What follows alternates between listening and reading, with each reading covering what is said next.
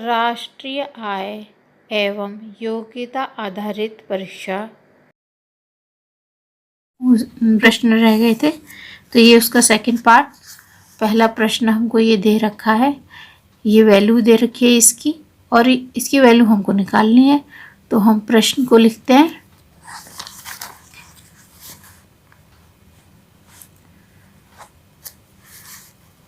x की power 3 minus 1/x3, ये हमको निकालना है। ठीक है, निकालना क्या है, x माइनस 1/x की वैल्यू हमको ज्ञात करनी है। तो हम इसे देख लेते हैं। अगर हम इसको यहाँ इस तरह से लिख दें, इस तरह से हम त्रिक मल्टीप्लाई कर सकते हैं। तो x की पावर इधर 6 हो गए माइनस 1/x की पावर 3, ये 63/8 दे रखा है। तो हम इसका कंपेयर इस 8 से करेंगे। ठीक है, x की पावर 3 बराबर 8, यानी कि 2 की पावर 3, इस तरह से हम लिख सकते हैं। ठीक है, ये हम जानते हैं। अब हम इस x को कंपेयर करते हैं इससे, x की पावर 3 और x की पावर 2, इससे कंपेयर करें। सॉरी 3 है ये पावर सेम है तो बेस क्या हो गए, बेस भी सेम होंगे क्योंकि बीच में इक्वल का साइन है। ठीक है, x की वैल्यू 2 निकल आई, जिससे हम क्या करेंगे, अगर हमारी ये x की वैल्यू ठीक है तो हमारी वैल्यू ये 6 x की पावर 6 माइनस 1 63 आना चाहिए। x की पावर 6 माइनस 1 63 आना चाहिए। तो 2 की पावर 6 माइनस 1 कितना हुआ, 64 माइनस 1 बराबर कितना हो गया, 63, यानी हमारी x की वैल्यू ठीक है। अब हम निकालते हैं x माइनस 1/x, तो क्या आएगा 2 माइनस 1/2। इसको भी इस तरह से करें, ये 4 माइनस 1/2। ठीक है, यानी कि 3/2। ये मुझे पूरा करना पड़ता है क्योंकि आप कैसे समझेंगे अगर मैं पूरा नहीं करूँगी तो। और आप चाहें तो इसमें से कुछ स्टेप स्किप कर सकते हैं, जब आप अच्छे से करना सीख जाएंगे तो ये जल्दी निकल आएगा। तो आंसर आपका ये सेकंड आंसर है 3/2। ठीक है, अब नेक्स्ट प्रश्न है हमारा 171 प्रश्न है, 171 को देखते हैं। अब ये एक आयत का क्षेत्रफल दे रखा है इन्होंने, जिसकी की लंबाई ये है। तो हम जानते हैं आयत का क्षेत्रफल क्या होता है, लंबाई गुणा चौड़ाई। ठीक है, क्षेत्रफल बराबर होता है लंबाई गुणा चौड़ाई। ये क्षेत्रफल का सूत्र होता है आयत का। तो हमें क्षेत्रफल ज्ञात है, लंबाई ज्ञात है, चौड़ाई हमको ज्ञात करनी है। तो चौड़ाई कैसे निकलेगी, चौड़ाई बराबर हो गया क्षेत्रफल में अगर हम लंबाई का डिवाइड कर दें। ठीक है, तो हमारा चौड़ाई निकल आएगी। अब क्षेत्रफल हमको दे रखा है x की पावर 4 प्लस x² 4 माइनस के x की पावर 3 और प्लस x² माइनस 1, एक और कोष्टक में दे रखा है 1 माइनस x²। अब इसको हम पहले इसको सॉल्व करते हैं। ठीक है, x की पावर 4 प्लस x की पावर 2/4 माइनस x³ प्लस 1 का मल्टीप्लाई करा इस दोनों में, x² माइनस 1 आया। अब माइनस x का इसमें किया तो माइनस x की पावर 4 और ये प्लस हो गया x²। ठीक है, अब x की पावर 4 प्लस का है, ये माइनस का है, तो ये कैंसिल हो गया। माइनस का x की पावर क्यू और 2x² ये हैं और x²/4 ये है, तो 9, ये प्लस 9 के तो ये हो गए 4 दूनी 8 और 1 9 x² और एक माइनस का 1, ये हमारा क्षेत्रफल हुआ। अब हम इसमें लंबाई से डिवाइड करते हैं। लंबाई हमारे को दे रखी है 9x² अपॉन 4 माइनस का 1। लंबाई कितनी दे रखी है? 2x² माइनस के x अपॉन 2 माइनस 1, ये लंबाई है।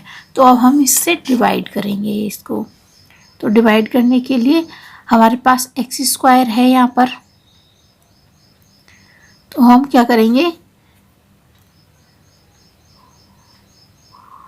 से x अपॉन 2 वार इसको करेंगे, यानी कि ये हुआ x की पावर q और ये माइनस का होगा माइनस वार, माइनस से करेंगे तभी ये इससे कट पाएगा माइनस, और ये हो जाएगा प्लस x की पावर 2 अपॉन 4, फिर इसमें माइनस है तो ये हो गया प्लस x अपॉन 2, ये हो गया।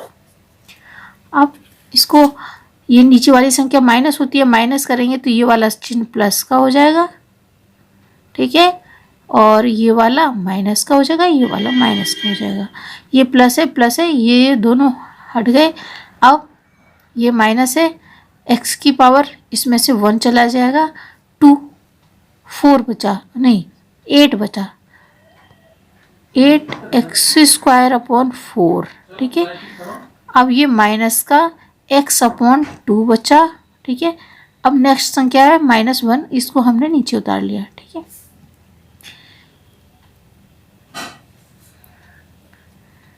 अगर हम इसको इस तरह से करें तो यहाँ पर 2 रह गया ये, ठीक है। अब कौन सी संख्या से हम करेंगे, इसमें 1 से करें। अगर हम प्लस के 1 से करा तो हमारे पास आया 2x² माइनस के x अपॉन 2 माइनस के 1। जब हम इस संख्या को पूरी को माइनस करेंगे तो ये हो जाएगा माइनस, ये हो जाएगा प्लस और ये हो जाएगा प्लस हो जाएगा। तो क्या बचा? कुछ भी नहीं बचा। तो हमारी क्या आई? चौड़ाई हमारी आ गई, चौड़ाई हमारा आया answer 1 minus x upon 2। Answer हमारा आया 1 माइनस x अपॉन 2। इसको जो डिवाइड करने का रूल है, 2-4 आपको सवाल ये प्रैक्टिस में करने पड़ेंगे। ये हमारी एक्सरसाइज में 8th में कोर्स में है, आप अच्छे से प्रैक्टिस करें तो ये जान जाएंगे कैसे हुआ है। तो हमारा आंसर हुआ पहला वाला, सेकंड वाला आंसर हमारा ठीक है इस प्रश्न का। इस तरह के प्रश्न हमारी इकाई 5 में दे रखे हैं, ठीक है। यूनिट 5 के प्रश्न है ये। व्यंजकों के गुणन और भाग वगैरह सब इकाई 5 में है। उसका वीडियो मैं बाद में बना के डालूंगी, ठीक है, आप सीख सकते हैं अच्छे से ये। नेक्स्ट प्रश्न 172, किसी धन का 10% वार्षिक ब्याज की दर से 2 वर्ष के चक्रवृद्धि ब्याज और साधारण ब्याज का अंतर 10 रुपये है, तो वह धन है। उस धन को वैल्यू आपको बतानी है, कौन सी राशि है जिसको कि 10 अंतर है उसका। तो साधारण ब्याज का सूत्र हमको पता है। साधारण ब्याज का क्या होता है?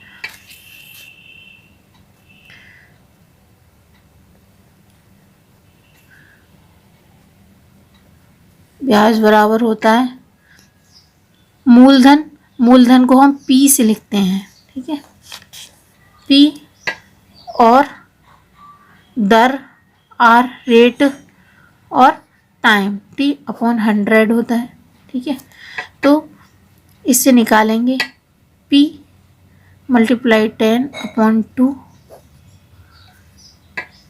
कितना हो गया? 100। तो 0 0 चली गई।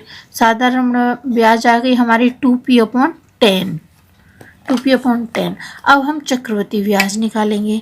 चक्रवृद्धि ब्याज का सूत्र भी हम जानते हैं, 7th में करे हैं ये क्वेश्चन। तो चक्रवृद्धि ब्याज का फॉर्मूला लिखते हैं,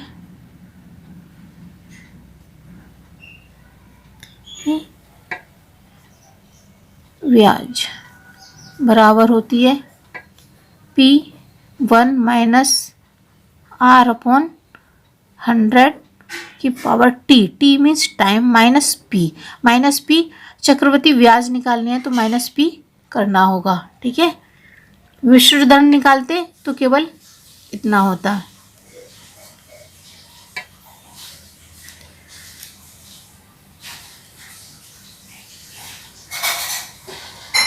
तो साधारण ब्याज को इसको 1 दे दो, है ना, कि समीकरण नंबर 1 दे दिया हमने इसको, क्योंकि अंतर निकालने के लिए हमें इसकी ज़रूरत पड़ेगी।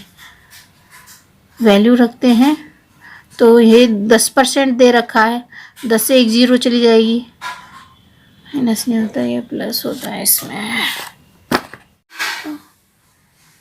ये 10 हो गया, 10 और 1 11 बटे 10 की पावर 2 दे रखा है टाइम माइनस पी। ठीक है, अब हमें डिफरेंस याद करना है, दोनों का डिफरेंस कितना है, 10 रुपये। चक्रवृद्धि ब्याज का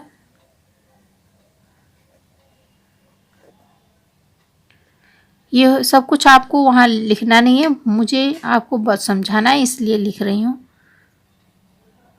आप अपने हिसाब से जल्दी में जैसे करते हैं आप कर सकते हैं, क्योंकि आपको आंसर चाहिए होता है। कितना है, 10 रुपये, 10 रुपये। तो चक्रवृद्धि ब्याज क्या है हमारी, ये है P 11 मल्टीप्लाई 11 अपॉन 10 मल्टीप्लाई 10। ठीक है, माइनस P और माइनस साधारण ब्याज कितना है, फॉर्मूला समीकरण 1 से 2P अपॉन 10। तो जैसे हम बच्चों हम एलसीएम लेते हैं उस तरह से इसका मल्टीप्लाई होगा 1 to 1 P upon 100 minus 100P upon 100, इस तरह से हम लिख सकते हैं।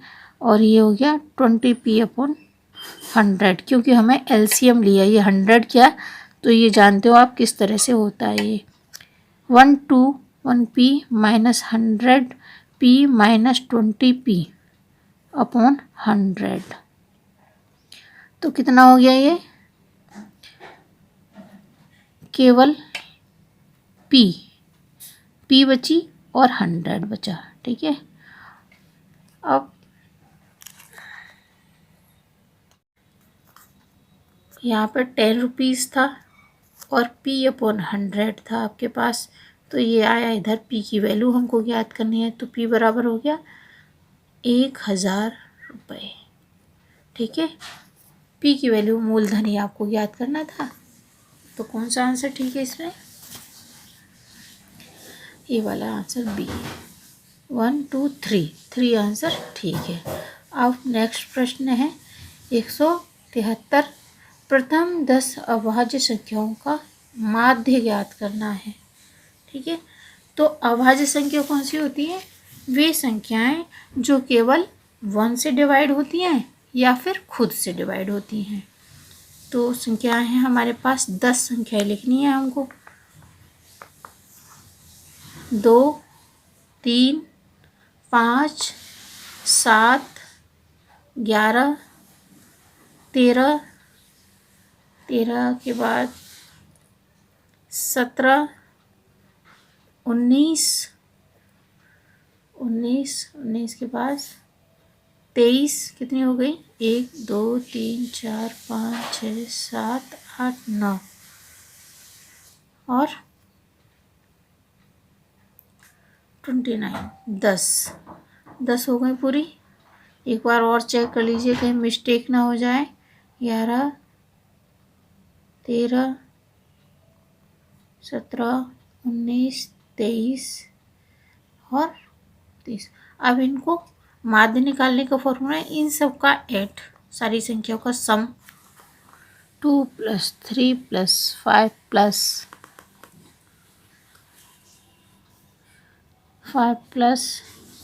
7 + 11 + 13 + 17 + 19 + 23 + 29। ठीक है, डिवाइड बाई 10, तो कितना आया है,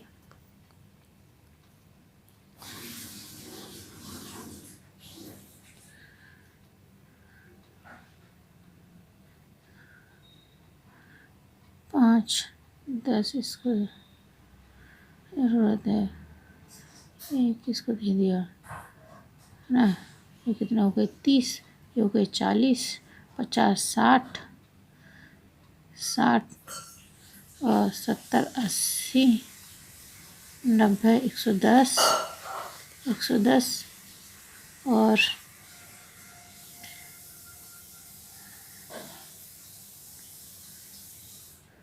129 अपॉन 10 बराबर कितना हो गया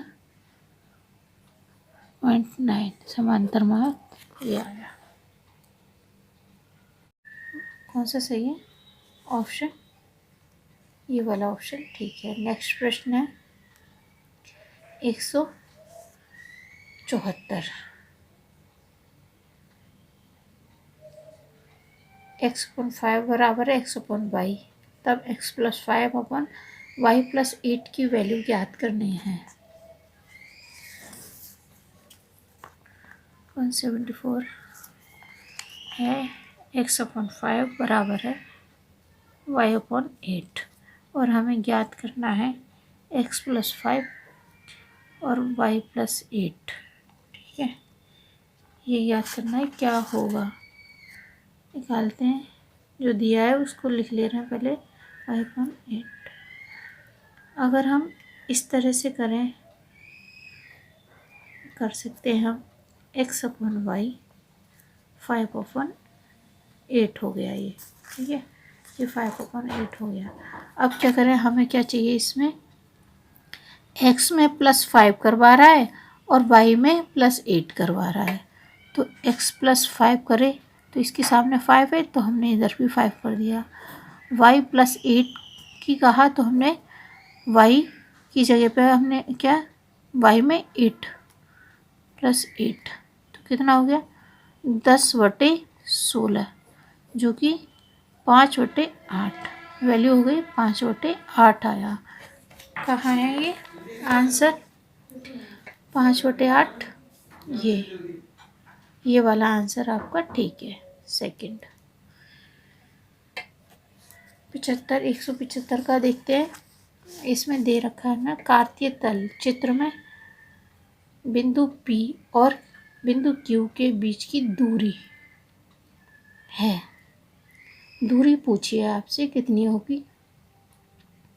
ये P है -3, यानी -3 केवल वो कार्तीय तल बता रहा है कि -x साइड माइनस की है ना, और ये y साइड 4 है। तो हम पूछा है कि कितना होगा, निकालते हैं। कैसे निकालेंगे इसको देखो।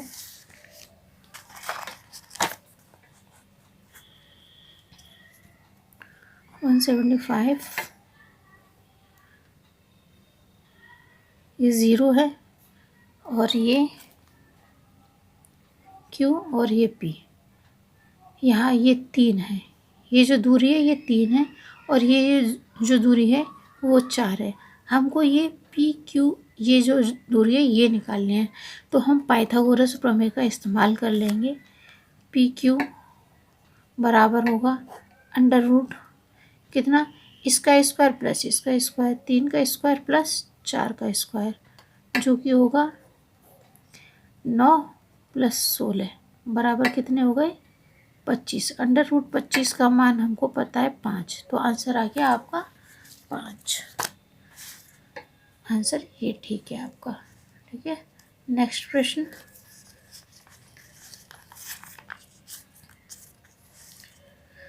दो लंबवृत्तीय बेलन की आधार की त्रिज्याओं का अनुपात दे रखा है, ये है, तथा उनकी ऊंचाइयों का अनुपात भी दे रखा है। उनके वक्र पृष्ठ क्षेत्रफल का अनुपात क्या होगा, ये पूछा है। 176 प्रश्न है। दो लंबवृत्त हैं, उनकी त्रिज्याएं दे रखी हैं। हम मान लेते हैं, मान लीजिए 3/5 इन्होंने दे रखा है, तो हम कोई एक वैल्यू मान लेते हैं जो अनुपात का गुणांक होती है। तो R1 मान लीजिए 3K है और R2 5K।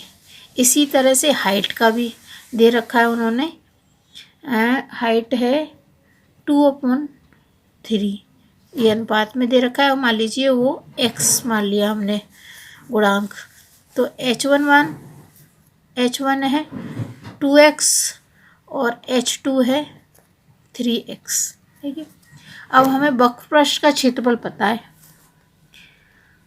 बेलन के वक्रपृष्ठ का क्षेत्रफल क्या होता है? क्षेत्रफल बराबर पाई आर एच। ठीक है,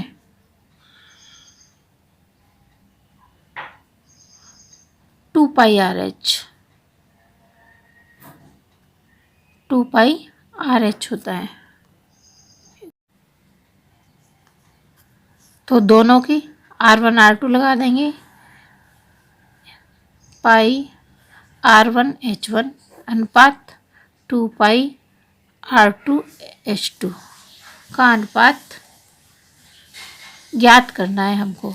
तो हमें ज्ञात करने में क्या, R1 हमारे पास है ही, H भी हमारे पास है, H1 R और H दोनों हैं, तो हम निकाल लेंगे।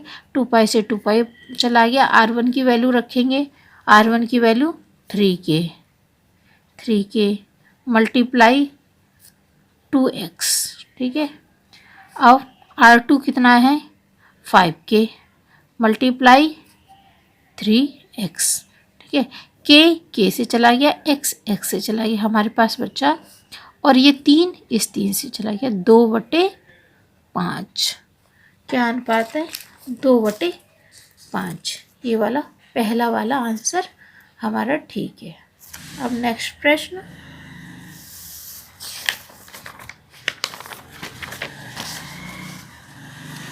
दो पासों को एक साथ यच्छा उछालने पर अंकों का योग 7 या अधिक आने की प्रायिकता ज्ञात करनी है हमको यहाँ पर। तो ये पूरा नहीं दिखाई दे रहा, 2 पासे हैं, ये प्रायिकता का है प्रश्न। यहाँ पे प्रायिकता ज्ञात करनी है। 2 पासे हैं जिन्हों को उछालने पर 7 आने की, दोनों का अंकों का योग 7 आने की प्रायिकता अधिक या अधिक आने की प्रायिकता, 7 या 7 से अधिक आने की प्रायिकता हमको ज्ञात करनी है। तो इसके लिए आपको देखना होगा। तो प्रायिकता के लिए हमारा प्रश्न नंबर है 177। ठीक है, 177। तो प्रायिकता का हमारा सूत्र है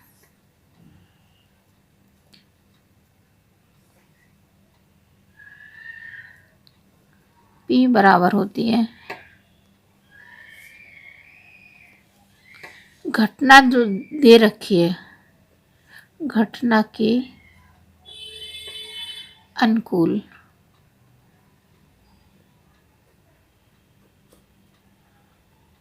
परिणामों की संख्या। ठीक है, जो कि E से रिप्रेजेंट करते हैं, और कुल कितनी बार संभावनाएं कितनी है,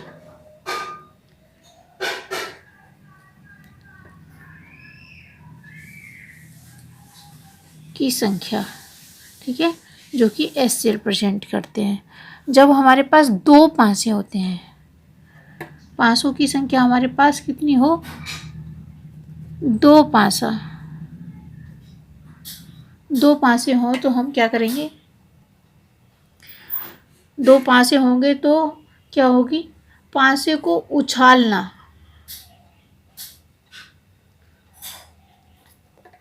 पर प्रत्येक घटना के घटित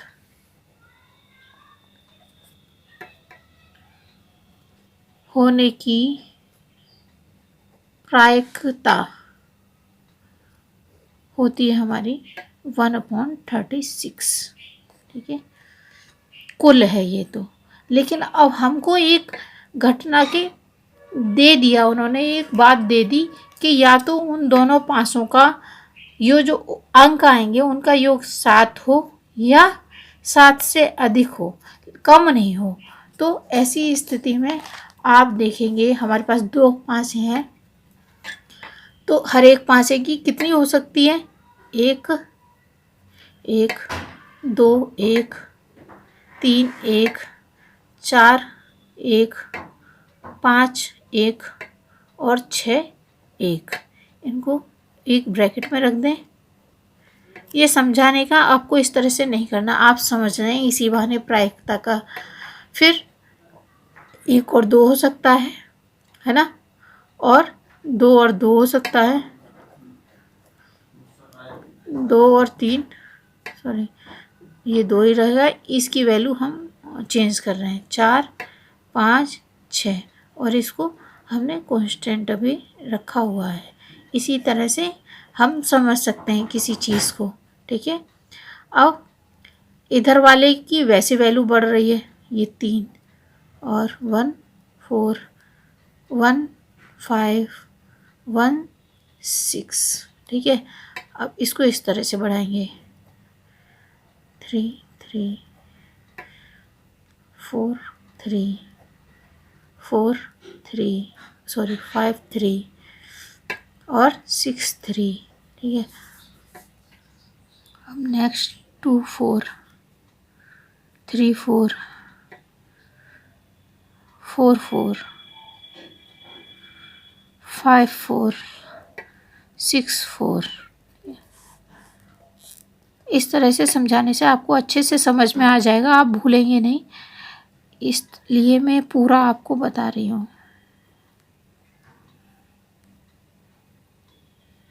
मुझे भी बड़ा कंफ्यूज हो रहा बनाने में इसको। 6 5, अब है यहाँ पर 2 6, अब 3 6 4 6 5 6 6 6, ठीक है। अब देखिए अगर हम इनको जोड़ें तो 7 कब आएगा? 1 1 का तो 7 नहीं आएगा, 2 आएगा। तो कहाँ से हमारा आएगा? यहाँ से 1 और 6 को जोड़ें तो 7 आएगा, 2 और 5 को जोड़ें तो 7 आएगा, 2 और 6 को जोड़ें 8 आएगा। यानी कि ये हमारा, इसको आप इस तरह से निशान लगा सकते हैं। ये हमारा ट्रायंगल बना, जो कि 7, ये इसमें जितने भी इस ट्रायंगल से होकर गुजरने वाले और अंदर आने वाले जितने भी अंक हैं उनको जोड़ने पर 7 आएगा या 7 से ज़्यादा आएगा, आप देख लीजिए। तो कितने हैं ऐसे? 1 2 3 4 5 6 7 8 9 10 11 12 13 14 15 16 17 18 19 20 और 21। कितने हैं? 21। तो घटना के अनुकूल परिणामों की संख्या कितनी हो गई? 21 हो गई हमारी। आगे हम लिखेंगे यहाँ पर 36 था और 21 है, तो कितना हो गया? 7 21 3 1 3, और सॉल्व नहीं हो सकता। 7/12, 7/12 आंसर होना चाहिए इसका। इसका आंसर है 7/12, ठीक है। ये प्रश्न अच्छे से आपको समझ में आ गया होगा। ये सारा पूरा आपको इस तरह से करना नहीं है, लेकिन समझने के लिए आप कैसे समझ सकते हैं। जब 2 पासे फेंके जाते हैं तो उनके कुल कितनी घटनाएं होती हैं, आने की इतनी संभावना होती हैं 2 पासों की, ठीक है। तो आप इस प्रश्न से काफ़ी अच्छे से समझ सकते हैं। नेक्स्ट प्रश्न है, दिए गए चित्र में एक वृत्त है जिसका कि केंद्र O है। स्पर्श रेखाएं हैं P और Q, स्पर्श कर रही हैं P और P बिंदु पर, Q बिंदु पर स्पर्श कर रहे हैं। स्पर्श रेखा और ये एंगल दे रखा है इन्होंने, केंद्र पर बना हुआ एंगल। आपको याद करना है एंगल PTQ, PTQ, इसका मान ज्ञात करना है आपको, ठीक है। अब मैं इसी चित्र में आपको एक चीज़ बताऊं, आप अच्छे से समझ सकते हैं। स्पर्श रेखा और स्पर्श रेखा से किसी बिंदु का केंद्र यहाँ पे भी डालेंगे तो भी कोई रेखा यहाँ से गई है, हमेशा केंद्र से 90 अंश का कोण बनाती है स्पर्श रेखा। तो ये कोण कितने का हो गया, 90 का हो गया। और ये कोण कितने का हो गया, ये भी 90 का। स्पर्श रेखा ये भी केंद्र से कोण बना रही है। और ये वाला कोण आपको दे रखा है। आपके पास 3 कोण हैं, चौथा आपको ज्ञात करना है। ये अगर आप इसे देखें तो एक चतुर्भुज की फिगर में है। 3 कोण आपको ज्ञात हैं, चौथा आप ज्ञात कर सकते हैं। चारों कोणों का योग 360 होता है। ठीक है, मैं चित्र नहीं बना रही, ऐसे ही समझा रही हूँ आगे।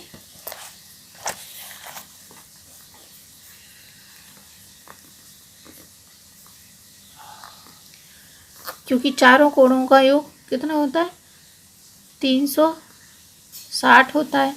अब आपको दे रखा है 120 प्लस 90 प्लस 90, ये दे रखा है।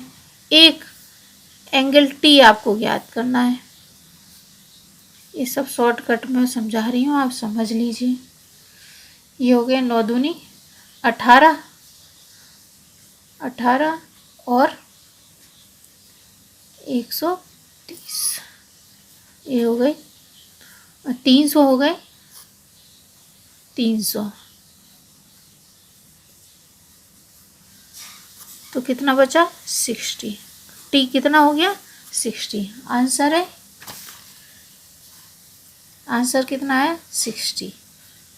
ठीक है, तीसरा आंसर ठीक है इसका। तो मान लीजिए संख्या है x, माना संख्या x है। x में डिवाइड किया हमने 5 का, तो मान लीजिए भागफल आएगा q और शेष है, नहीं ये नहीं है, 13 से भाग देना है, ना कि 5 से। 13 से भाग देना है अभी। 13 से भाग देने पर भागफल आया q, रिमाइंडर बचा 1। इस तरह से देते हैं ना, तो x की वैल्यू क्या आ गई, 13q प्लस 1। ये हो गया समीकरण 1। अब कह रहा है इसके भागफल में 5 से भाग दें, किसके, ये q जो आया था, q में 5 से अगर हम डिवाइड करें तो शेषफल बचता है 3। 5 से डिवाइड किया और इसका भागफल आता है मान लीजिए z। ठीक है, तो q की वैल्यू क्या होगी, इसी तरह से इसको सॉल्व करेंगे, 5z प्लस 3। ये हो गई इक्वेशन 2। अब कह रहा है उस संख्या में यदि 65, वह संख्या क्या थी, x में अगर हम 65 से डिवाइड करें तो वो कह रहा है रिमाइंडर क्या आएगा। हमारे पास x की वैल्यू क्या है, फ्रॉम इक्वेशन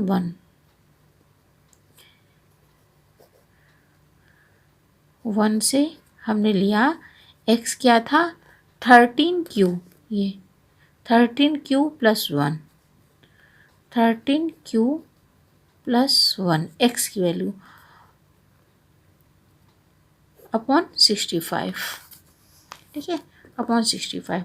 इसकी जगह इसमें हम मान लीजिए इक्वेशन 3 है ये, तो हमने क्या करा, x की वैल्यू पुट करी फ्रॉम इक्वेशन 1 से। अब q की वैल्यू पुट करेंगे फ्रॉम इक्वेशन 2 से। ठीक है, तो क्या आया, 13 तो हमारे पास है, q की वैल्यू है हमारे पास 5z प्लस 3, ये 65 है। ठीक है, अब 13 पंजे 65z प्लस 3 त्रिका 9 और 3, ये 1 भी था यहाँ पर, प्लस 1 और प्लस 1। ठीक है, 65। अब हमने और सॉल्व किया तो ये हो गया only z plus 65z plus 40 upon 65। ठीक है। x/65 की वैल्यू हमारी क्या निकल के आई, ये निकल के आई। ठीक है, 65 अगर x निकाला हमने तो क्या क्या रिमाइंडर बचा हमारा, रिमाइंडर हमसे पूछा है, रिमाइंडर कितना होगा 40।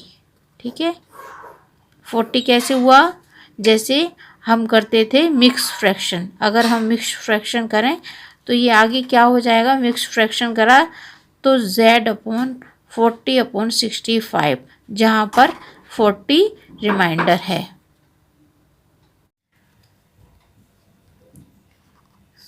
-2x + 3 = 0, हम इसे इस तरह से भी लिख सकते हैं, बराबर 0, माइनस को कॉमन ले लिया। ठीक है, अब x² + 3x - x ऐसे भी लिख सकते हैं, क्योंकि 3 में से अगर एक x चला गया 2x बचा। अब इन दोनों के गुणनखंड करने की तरह से कर लेंगे और -1 को कॉमन लेंगे, x + 3 हो गया बराबर 0।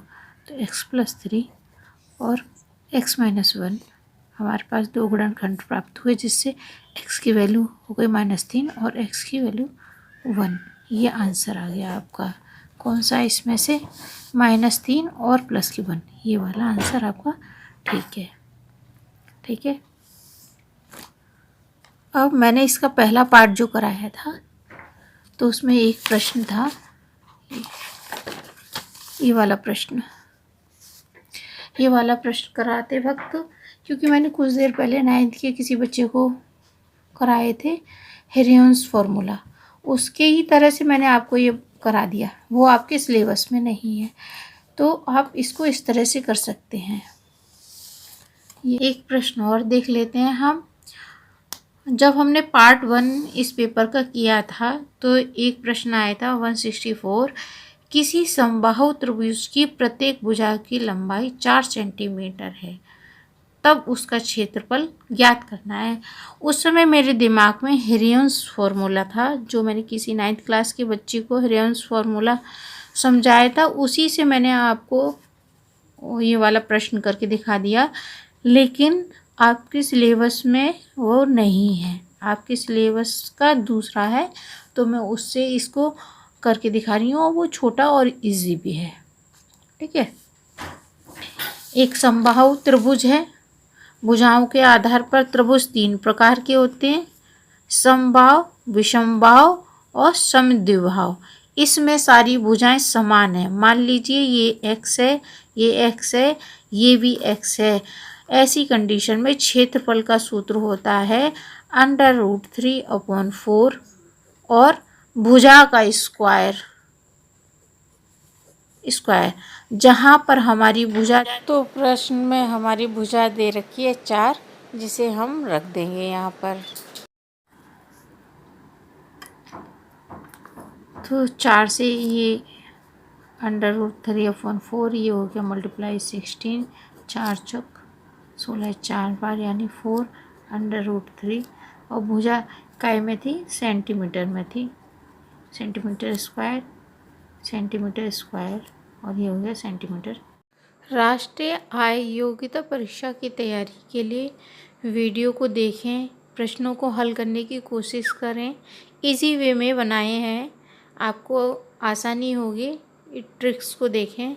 क्लास 7th में साधारण ब्याज, चक्रवृद्धि ब्याज की वीडियो हैं, वो देखें, आप हल करेंगे तो बहुत आसान लगेगी। कोशिश करूँगी आगे भी मैं इस तरह का वीडियो डाल सकूँ। यदि चैनल पे नए हैं तो चैनल को सब्सक्राइब करें, वीडियो शेयर करें, जिससे कि लाभ और भी बच्चों को मिल सके।